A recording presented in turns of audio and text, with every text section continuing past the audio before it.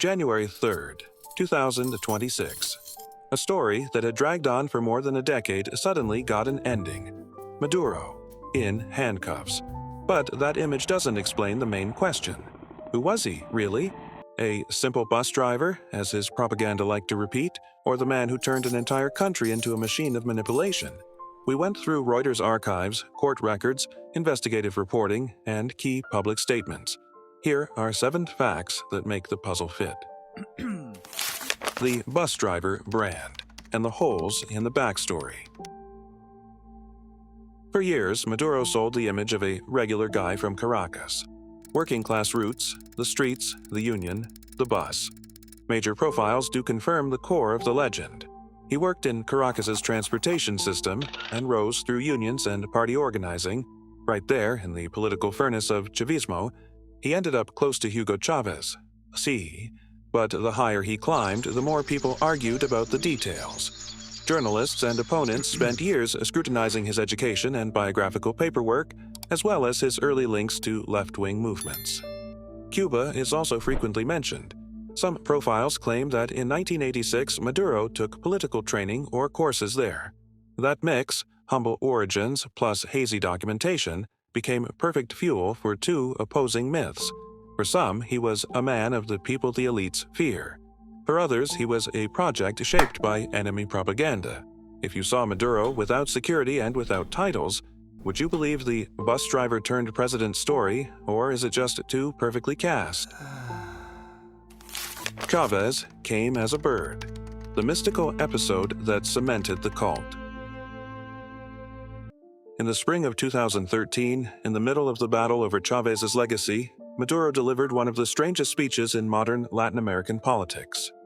He said that while he was praying, a little bird flew up, whistled, circled him, and he felt Chávez's spirit blessing him for battle and victory. Reuters treated that story as a key campaign moment because it worked perfectly. I'm not just the successor, I'm the chosen one. And it wasn't a one-time vision.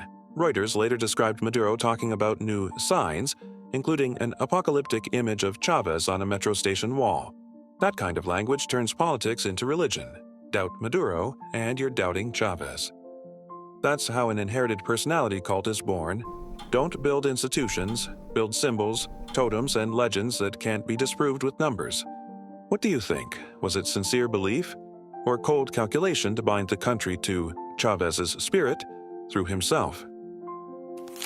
A rock band, Salsa Hour, and the president is DJ. Politics is show business. Maduro knows how to turn power into a stage, and that's not an exaggeration. Reuters reported that he played in a rock band when he was young.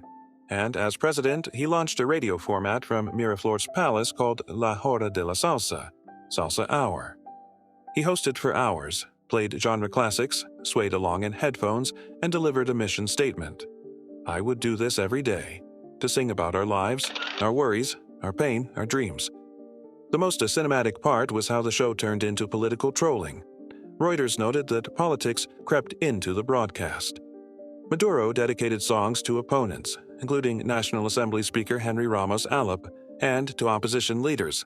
In other words, he used music as a weapon in a personal war. If a leader sings and dances while the country is in crisis, is that a sign of strength and control? Or a sign that reality has become unbearable? The Salt Bay Steak. One clip that became a symbol of the divide.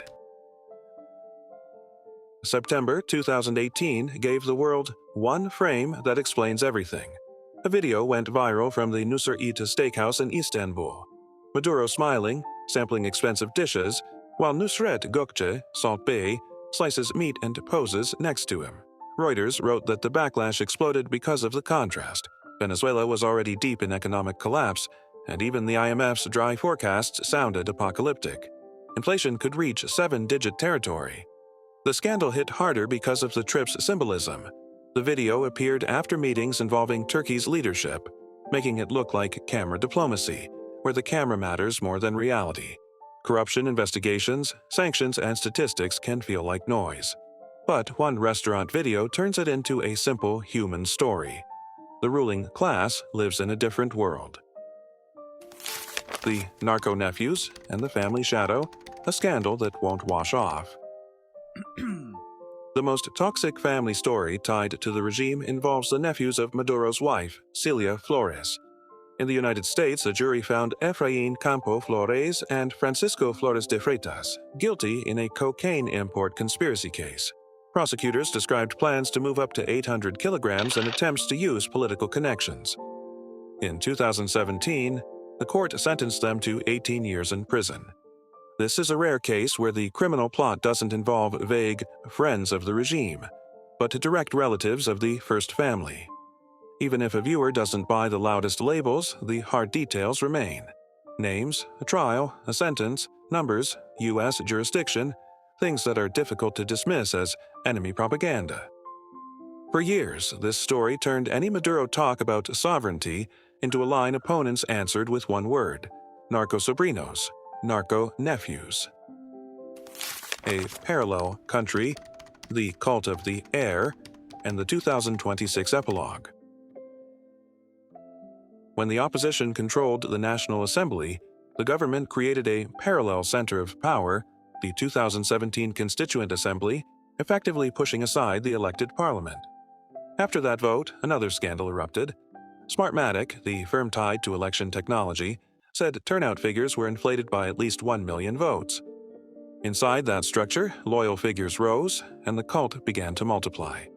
In public, Maduro linked himself to Chávez again and again, all the way to rhetoric like, "I am his continuation, his son," turning Chavismo into a religion with a hereditary throne. Then came an heir inside the heir, Maduro's son, Nicolas Maduro Guerra, Nicolasito. The United States placed him under sanctions, and U.S. agencies tied those measures to corruption and to the way the regime held on to power, and then as a fast series epilogue. On January 3, 2026, according to reports from Reuters and AP, Maduro was seized and taken to the United States in an operation. Coverage mentioned a coming trial and a record reward tied to information about him. Fake documents, banknotes, curses, and Voodoo Petro, why rumors became part of the era. Conspiracy theories around Maduro grew for years, and sometimes they sounded like a movie script. One of the most persistent rumors was, he isn't Venezuelan. In 2013, alleged Colombian birth certificates circulated, along with claims of a different name. Checks labeled those papers forgeries, and in 2016, Venezuela's Supreme Court separately confirmed he was born in Caracas and is Venezuelan. Next came economic magic. In December 2016, Maduro ordered Venezuela's 100 Bolivar banknote pulled from circulation within 72 hours, claiming it was a strike against border mafias. Reuters described the fallout: an acute cash shortage, protests, looting, and then a retreat, as authorities had to extend deadlines. In that atmosphere, curses spread fast. After the exhumation of Simón Bolívar under Chávez, mystical versions linked Venezuela's disasters to disturbing the dead, and Reuters noted how seriously this was discussed in official discourse. And the most shock radio layer was digital chain messaging. Caracas Chronicles broke down viral WhatsApp posts claiming the Petro cryptocurrency was tied to blood oaths and voodoo rituals. It's important to say it plainly.